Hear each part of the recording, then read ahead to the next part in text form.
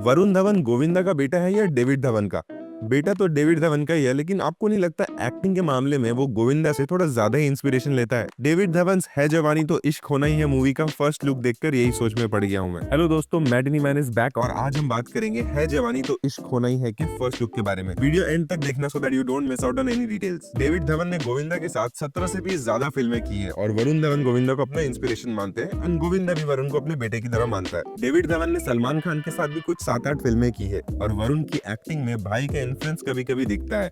Remember जुड़वा 2। आप सोचते होंगे कि इसमें प्रॉब्लम क्या है? गोविंदा और सलमान खान दोनों ही मेन स्ट्रीम स्टार्स है और उन्होंने डेविड धवन के साथ कई सारी सक्सेसफुल फिल्म्स भी बनाई है। अगर आप है जवानी तो इश्क होना है का फर्स्ट लुक देखोगे तो आपको समझ आएगा प्रॉब्लम कहाँ है। कुछ ज्यादा ही इन्फ्लुएंस नहीं है। पहले बात करते हैं टाइटल की, लेकिन उसके पहले मैटनी मैन को सब्सक्राइब कर लो यार। हमें 10,000 सब्सक्राइबर्स का टारगेट पूरा करना है, सो सब्सक्राइब कर लो। है जवानी तो इश्क होना है, ये टाइटल कहाँ से आया? ये है डेविड धवन की सलमान खान और सुष्मिता सेन स्टारर बीवी नंबर 1 का फेमस सॉन्ग। एक हीरो दो heroine is a fix template of David Dhawan, चाहे वो सलमान हो या गोविंदा। यहाँ पे भी दो हीरोइन है इन मृणाल ठाकुर एंड पूजा हेगड़े। आपको लग रहा होगा कि ये इन्फ्लुएंसेस अनइंटेंशनल है और ये डेविड धवन का स्टाइल है। स्टाइल होना कोई इशू नहीं है, लेकिन क्या ये अपडेटेड है for the 2026 Bollywood audience? Recently Varun Dhawan ने खुद इन इन्फ्लुएंसेस के बारे में एक इंटरव्यू में बात की है। वरुण बोल रहा था कि डैड हर सीन में गोविंदा को याद करते हैं और सलमान और अनिल कपूर के रेफरेंसेस देते रहते हैं। ये हुआ मेकिंग की बात, इसमें कोई प्रॉब्लम नहीं है जब तक एंड प्रोडक्ट अच्छा हो।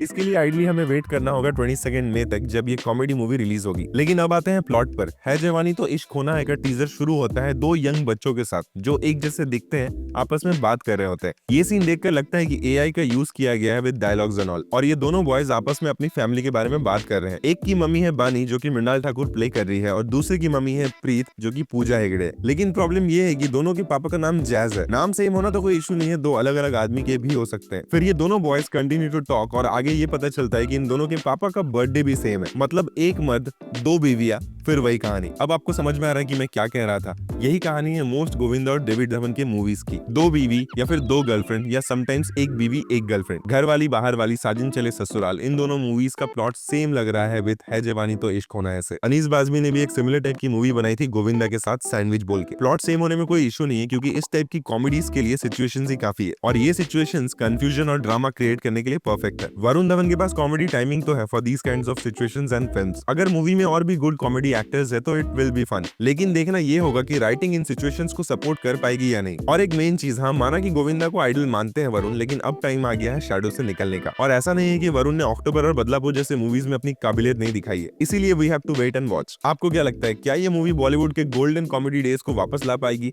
या फिर वही सेम ओल्ड मूवी होगी? कमेंट से बताइए। हम जल्दी मिलेंगे अगले वीडियो में, तब तक स्टे सिनेमैटिक।